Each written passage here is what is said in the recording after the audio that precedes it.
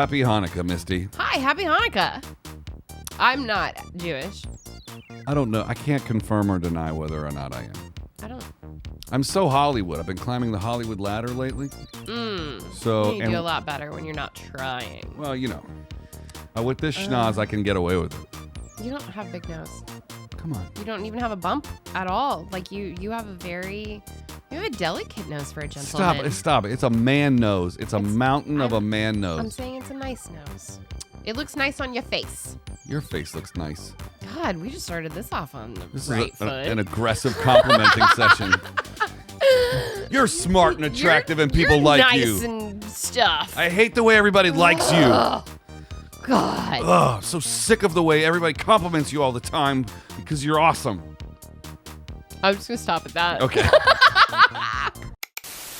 I'm Misty. And I'm Ike. For the next 15 minutes, We're going to debate pop culture. my background's in music. My background's in film. I know the topics beforehand. And I don't. We check the internet for the facts, And ruin it with opinions. from pop rocks in your lunchbox. To Happy Meal toys and swatch clocks. We're going to talk about Hanukkah today. Yeah, Because what- neither one of us are Jewish. Maybe not. You're not Jewish. Let's just leave a little something for people to wonder Okay, about. maybe you're like an 8th Jewish. There could or be. 1/16th Jewish. There could be a mazel out there. I don't know. I think that stands for hot Jewish chick that really likes me. I'm leaving the opportunity That to doesn't convert. mean that she can't not like you just because you're not Jewish. I'm just throwing it out there. I think Jewish women are very, very beautiful. And I if, feel one of them wants to convert me, the same. I would gladly move to somewhere off of Chandler or somewhere in your neighborhood. I am not gonna lie. I have found since I've moved into my neighborhood that I maybe have a little bit of a thing for the occasional Jewish gentleman that walks by. The kind Jewish gentleman. Yeah. I have a list of 22 Yiddish Curly words you didn't know. hair. I have a thing for like curly haired guys. Yeah. I like curly hair. It's weird. It's a thing that I've developed as I've gotten older, especially if it's like salt and peppery. You mean you like them? You like them a little bizzle? Does that mean older? A little bit. I just want to eat a bizzle right now. I don't know what that means. What's a bizzle? A bizzle is. Yeah, I'm very not Jewish. It's a little bit, as in a little bit. I just want to eat a little bizzle like right a now. bizzle. Okay, got ya. Well, we're gonna learn together today. Yeah, we're gonna learn about. We're gonna learn about Hanukkah because today is Hanukkah. Yeah. It's the start of Hanukkah. And we just listened to Adam Sandler's Hanukkah song. We did to prime ourselves for Yes. this because O.J. Simpson, not a Jew. But guess who is? I don't remember. I don't remember the rest of it. All three Stooges. Yeah.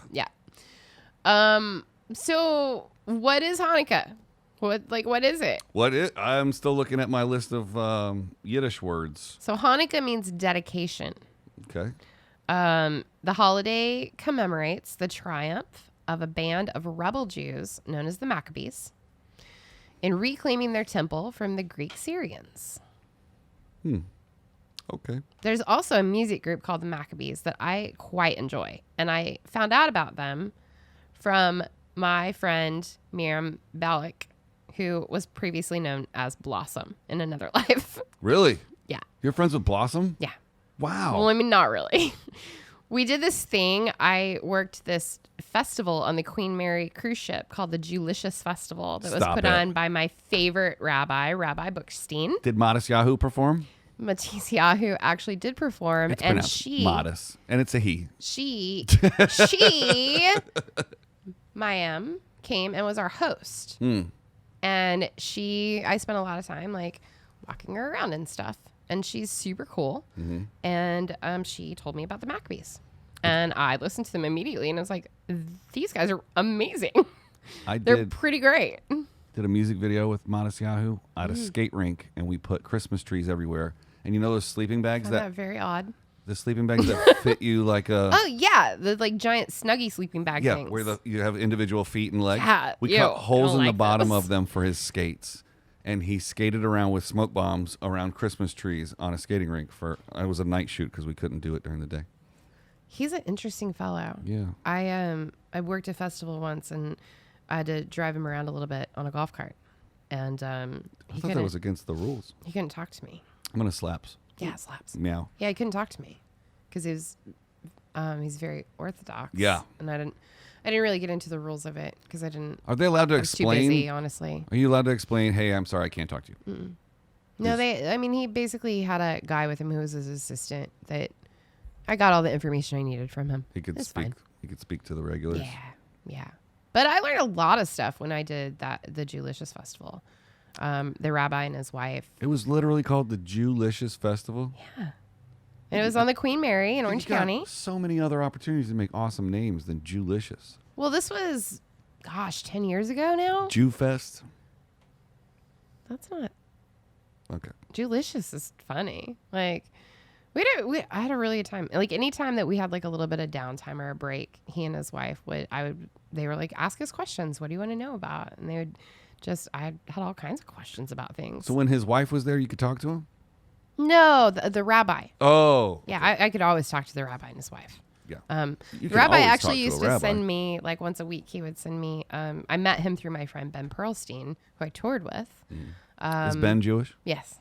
Couldn't tell from his last name. And he actually would send us a Jewish lesson every week. In the office, in the production office, we would read it and learn something about, it was cool. See, that's nice. And that's something He's so awesome. It's great that Jewish people can do that because I feel like if anybody else tried to do that, they'd be like, why don't you get your religion over my first? Ben would talk about Rabbi Bookstein. And first of all, we love the fact that his name was Bookstein. And that you worked for Mannheim Steamroller. That's weird, too. I did work for Mannheim Steamroller. Bookstein, Mannheim Steam. I don't think that's a coincidence. I met Ben later. I met him on the Jonas Brothers. And he would just talk about the rabbi. And the rabbi actually came out to visit us once because we all just wanted to meet the rabbi. We made up funny names for him, like Rabbi Librarianstein. I bet his rap name would be iPad. I hope so. That would be so awesome. He's so cool. I can't believe I choked on the punchline there. I got what you're going with. Anyways, okay, so let's learn some more Jewish things. Yeah, I think there's a lot to do with there's nights. And lights. There's nights and lights. So there's like a candle structure called the Menorah. Indeed. And you got to light a candle every night. Mm-hmm. And how many nights are there? 8 nights. 8 crazy nights. It commemorates how long the holy light burned. Now, do you have to burn the same candles or do you switch out fresh candles? Like, it seems like the first candle that gets lit would be very tiny on the 8th day. I think that's kind of the point, though, is watching the light diminish. Because that's what happened with the holy light. It burned for 8 nights and slowly diminished until it was none, right? I don't know. I'm here to learn all about Chanukah. Let's see. The temple required a holy light to burn inside at all times. But the Jews had only enough oil for one night. Incredibly, the light burned for 8 days, even though they only had oil for one. Well, here's something That's else. cool. Yeah. The preferable time to light the menorah is at nightfall. It is the best to light it in the presence of many people to publicize the miracle and add to the family atmosphere. The menorah can be lit with the blessings late into the night as long as people are still awake. I like that. So you have a get-together. You have a party to light your menorah candles. I think it ties into the regular Fridayness that they do. The menorah should remain... there's a word for the Friday night dinner. Shabbat dinner. The menorah should remain lit for at least 30 minutes after nightfall, as we are forbidden to use the Hanukkah lights for any purpose other than viewing. During those 30 minutes, no use should be made of its light. So I guess you can't take it around the house to see stuff. Yeah, you can't use it as a normal candle. You cannot read by the light. Right. I was trying to think of their specific book. I think it's the Bible. What's that book they wrote? But it's not the whole thing. They don't believe in the New Testament. Right. It's the Old Testament. So that must have little tiny. They have an extra book though, right? Yeah, I believe so. Yeah. What's the Jewish Bible called? Look it up. One more paragraph. On Friday afternoon, the menorah should be lit 18 minutes before sundown, and since the menorah needs to burn for 30 minutes into the night, the candles used on Friday need to be bigger than the regular colored candles, which typically don't burn longer than a half an hour. Why 18 minutes? I don't know. Well, that's a very specific number. So I think that's why there's a longer candle in the middle when you see menorah. I feel like we needed to bring in I should have called Rabbi Bookstein and had him come in to be a guest. Yeah. He would have taught us so much stuff. Yeah. Oh man, missed opportunity there. Totes. What was I going to tag look him up? And Rabbi Drew Kaplan, who was his like helper during that. I'm going to tag them in this. Maybe they can teach us some things. Didn't we swear already? Aren't they going to be upset? What? We swore already. They don't. You can swear. I swear. It's modern day. Like things are a little different. And the stars. I think that's one of the things that I enjoy about learning about these things is how things have adapted to modern times. You know, one of the things that I did when I worked that festival is that I turned things off, like mechanical things, and they taught me the concept of why you're not supposed to use electronics and things like that, because it's a time that's supposed to be spent with nothing but your family and community. Well, here's something that says 10 surprising facts about that you don't know about Hanukkah. Okay. Does it explain the 18 minutes? No, I'm going to let you deep dive that. I know about the 18 minutes. Let's see. I think I'm on the thing that you were on. Okay. Where's another fact?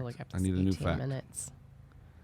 The 18-minute candle rule during Hanukkah. That's what I'm Googling.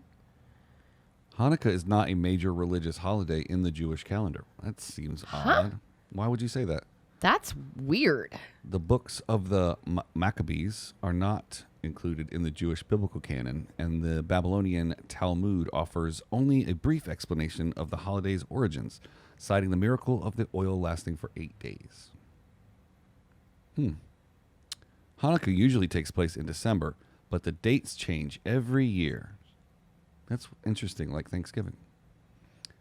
Hanukkah begins on the 25th of the Hebrew lunar month of Kislev every year, but the date in the Gregorian calendar varies. The lunar calendar is shorter than the solar one, so an extra month is added to the Jewish calendar every 2 to 3 years to keep the holidays within certain agricultural seasons and times of year. That's like their own version of daylight savings time. Yeah. I don't know what year this article was written, but it says this year Hanukkah begins on the evening of December 10th. That's stupid because it's the 11th, and we know Hanukkah is the 11th this year. It's just an outdated article. So that's just a year old. So the 18 minutes. The most prevalent custom is to light the Shabbat candles 18 minutes before sunset. Here's why. In Talmudic times, it was the custom to blow 6 shofar blasts before the onset of Shabbat.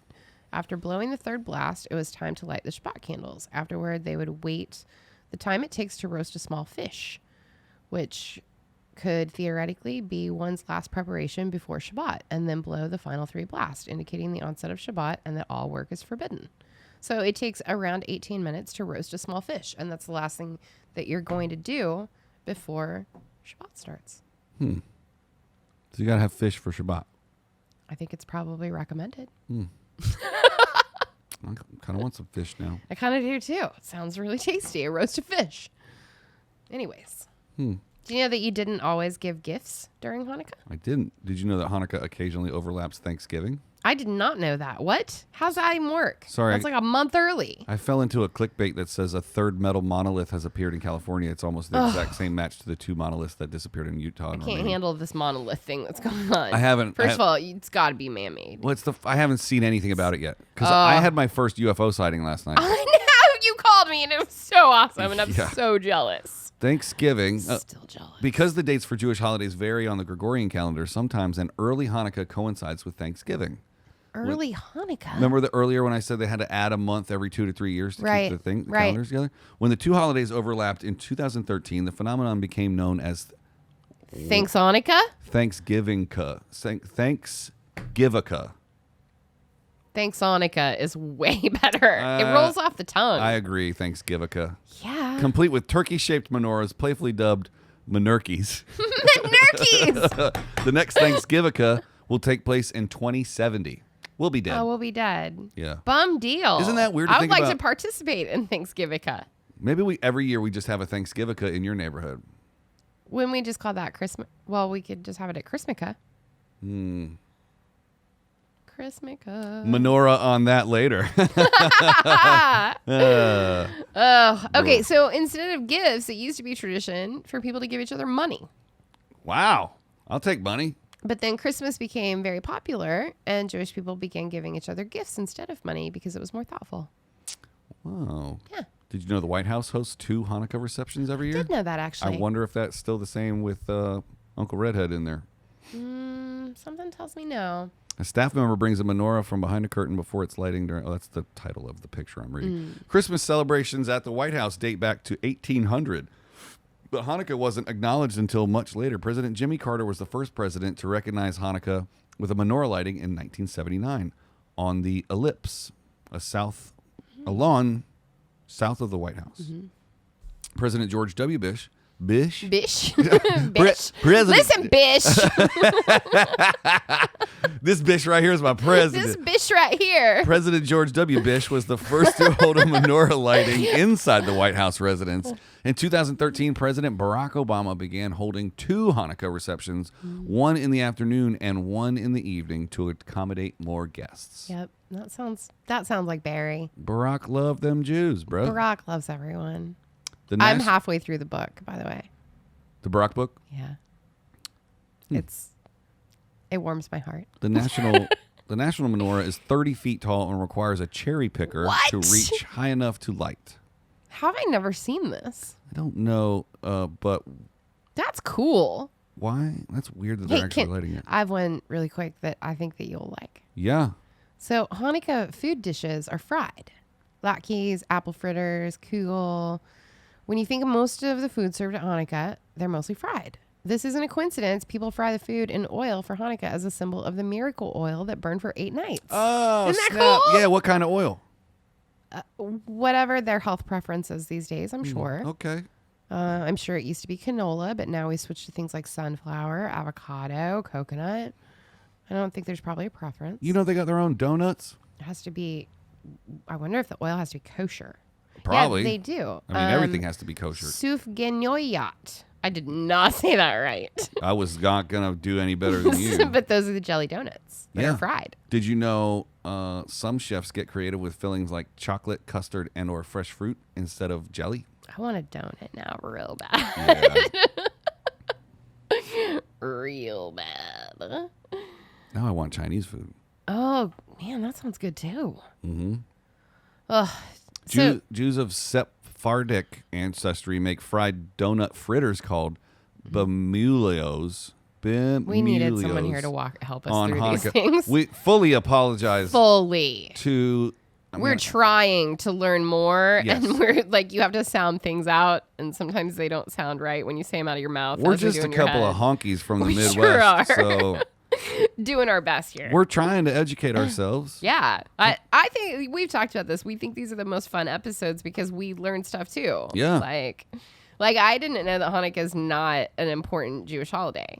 The Passover and Rosh Hashanah are like the most important. I think the wording was it's not the. I mean, it's still it's important. Not the most important. Yeah. It's not. You know how we have like some holidays. Like Christmas to us is like the pinnacle of the like holiday hierarchy. Second to Halloween, I totally agree. Agreed, me too. Yeah, but most people don't agree with that. I think it's one of those deals where like, you know, how we have bank holidays and male holidays. Like we have national holidays, but we also have other holidays. Yeah, I think it's one of the lesser holidays, but still an important day.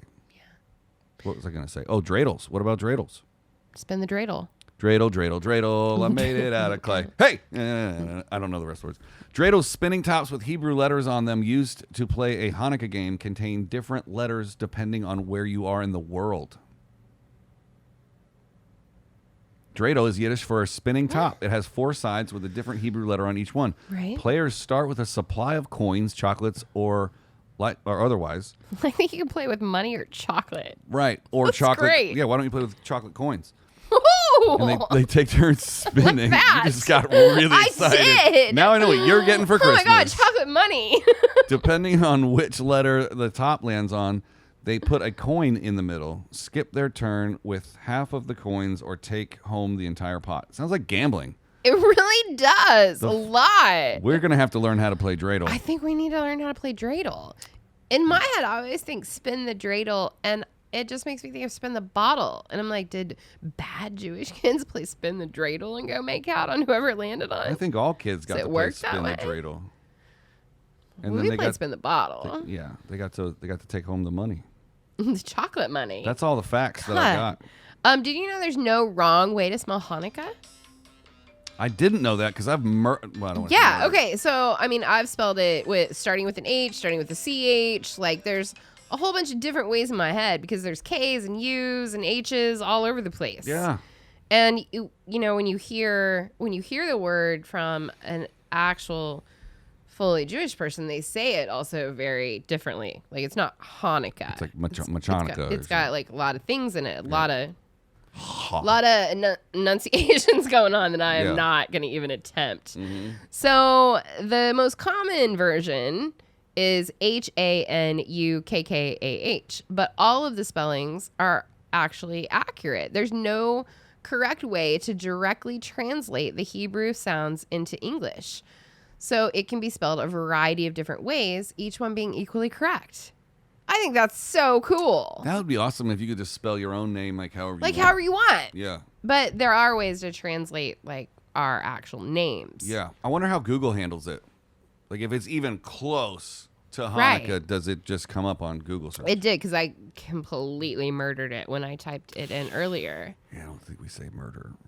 Well, okay, I messed it up really bad when I typed it in because sometimes my fingers work faster than my brain, and I just and I don't even know how I spelled it, and it came up with all kinds of lists and all kinds of different articles. Like it knew what I meant.